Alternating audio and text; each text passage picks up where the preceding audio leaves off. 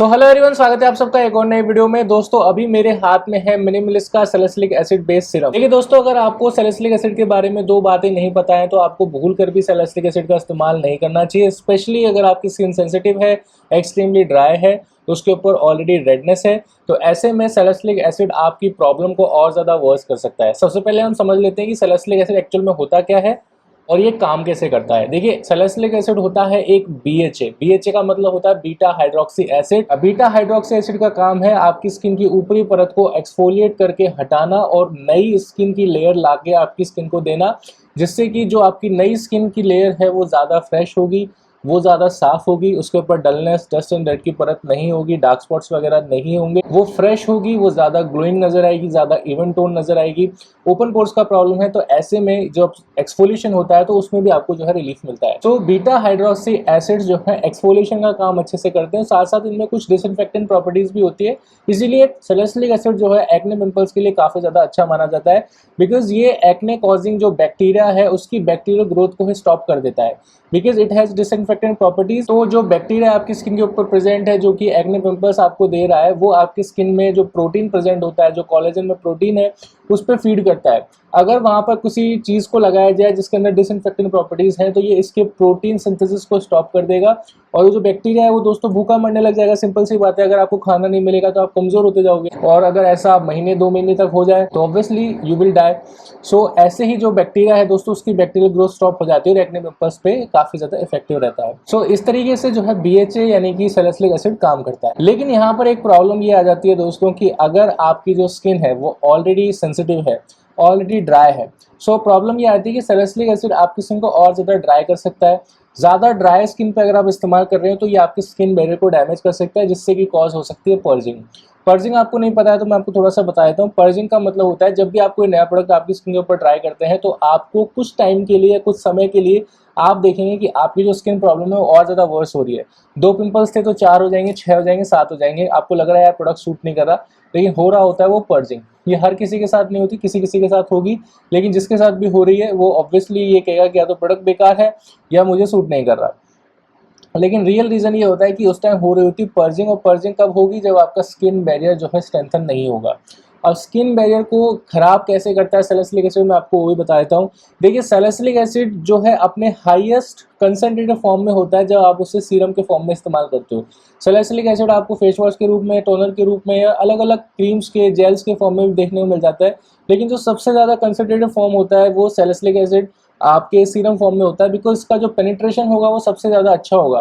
Cream के comparison में भी जो है सीरम का जो पेनिट्रेशन है वो ज़्यादा बेहतर तरीके से होता है, बिकॉज ये एकदम आपकी डीप डाउन स्किन की लेयर्स में जो है पेनिट्रेट करता है जा करके।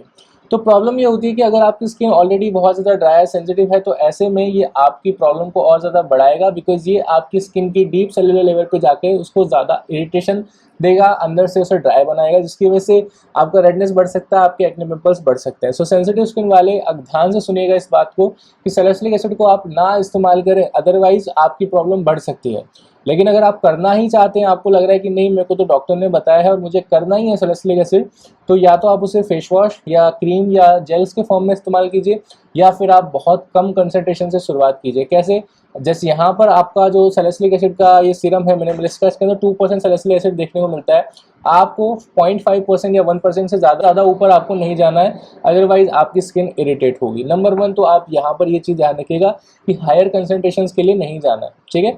Simple is that. या फिर सीरम के लिए ना जाइए, आप क्रीम्स, फेस वॉशेज में जो सैलिसिलिक एसिड आता है उसका इस्तेमाल कर सकते हैं, ठीक है? नंबर 2 जो कि सबसे ज़्यादा इंपॉर्टेंट है, जिसको आपको हमेशा ध्यान रखना है अगर आप सैलिसिलिक एसिड यूज़ करना चाहते हैं, इसके साथ में एक अच्छे क्वालिटी का सेरेमाइड बेस्ड मॉइस्चराइजर आपको इस्तेमाल करना है। सेरेमाइड स्किन बैरियर को स्ट्रेंथन करते हैं, साथ साथ उसमें मॉइस्चर को लॉक करते हैं, जिससे कि आपका जो भी इरिटेशन हो रहा होगा सैलिसिलिक एसिड की वजह से, ये उसे काउंटर बैलेंस कर देगा, उसको हाइड्रेशन दे देगा। तो हाइड्रेशन हो जाएगा तो इतना ज़्यादा इरिटेशन नहीं होगा, इरिटेशन इतना ज़्यादा नहीं होगा तो रेडनेस भी कम हो जाएगा, स्किन बैरियर स्ट्रेंथन होगा तो पर्जिंग के चांसेस भी कम हो जाएंगे। यहाँ पर सबसे ज़्यादा जरूरी हो जाता है आपके लिए एक अच्छे क्वालिटी का सेरेमाइड बेस्ड मॉइस्चराइजर इस्तेमाल करना। एक चीज़ और आपको इसके साथ ध्यान रखनी है कि आपको सनस्क्रीन का जरूर इस्तेमाल करना है। सनस्क्रीन अगर आप नहीं इस्तेमाल करेंगे तो आपकी स्किन को फोटो सेंसिटिव बना सकता है सैलिसिलिक एसिड। ये इसकी एक प्रवृत्ति है दोस्तों, अगर आप इसको अवॉइड करेंगे तो डेफिनेटली आपको ज़्यादा प्रॉब्लम होगी, ज़्यादा धूप में जाने पे आपकी स्किन इरिटेट हो सकती है, उसके ऊपर रेडनेस आ सकती है, इरिटेशन हो सकती है, खुजली चल सकती है। सो ऐसे में अगर सनस्क्रीन आप इस्तेमाल करेंगे तो आपको बढ़िया रिजल्ट्स मिलेंगे। सारी जो कहानी मैंने बताई है स्पेशली मैं बता रहा हूँ आपको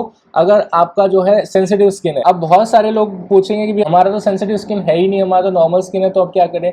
तो देखिए नॉर्मल स्किन वालों को सैलिसिलिक एसिड यूज करने की जरूरत ही नहीं है। Salicylic acid acne prone oily skin वालों के लिए होता है, ठीक है। अगर आपको ऑयल कम करना है तो सैलिसिलिक एसिड यूज करो, एक्ने प्रोन स्किन है तो यूज करो, ठीक है। तो उन लोगों के लिए तो बढ़िया रहता है, लेकिन नॉर्मल स्किन वाले व्यक्ति को जरूरत ही नहीं है सैलिसिलिक एसिड यूज करने की, या फिर आपकी स्किन के ऊपर एक्ने पिंपल्स हैं तो उस टाइम आप यूज कर सकते हैं, ठीक है। सो ये चीज आप ध्यान रखें, सैलिसिलिक एसिड के साथ में एक अच्छे क्वालिटी का सेरामाइड बेस्ड मॉइस्चराइजर सनस्क्रीन इस्तेमाल करें ताकि इरिटेशन वगैरह ना हो और आपको साइड इफेक्ट्स ना हो। ये ध्यान आपको हर सीरम के साथ रखना है, जरूरी नहीं है कि मिनिमलिस्ट का सैलिसिलिक एसिड के साथ ही ध्यान रखो। इसके साथ मैं इसलिए ज़्यादा बात कर रहा हूँ बिकॉज जब मैंने इसे इस्तेमाल करना चालू किया था अपने फेस पे तो सेम चीज़ मेरे साथ हुई थी कि मेरा पूरा फेस जो है एक्ने पिंपल से भर गया था बिकॉज ये मुझे सूट नहीं किया था। बट मुझे पता था कि ये प्रॉब्लम है तो मैंने उस चीज़ को फिक्स किया एंड देन सब कुछ सॉर्ट हो गया।